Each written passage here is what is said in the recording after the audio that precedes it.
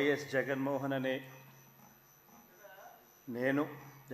రెడ్డి అనే నేను శాసనసభ సభ్యునిగా ఎన్నికైనందున శాసనం ద్వారా నిర్మితమైన భారత రాజ్యాంగం పట్ల నిజమైన విశ్వాసం, విధేయత చూపుతానని, భారతదేశ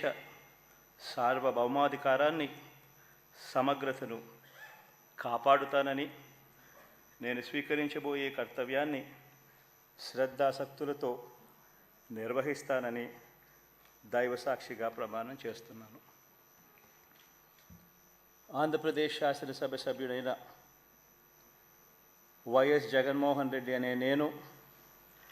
సభా నియమాలకు కట్టుబడి ఉంటానని, వాటిని అనుసరిస్తానని, సభా మర్యాదలను పాటిస్తానని, సాంప్రదాయాలను గౌరవిస్తానని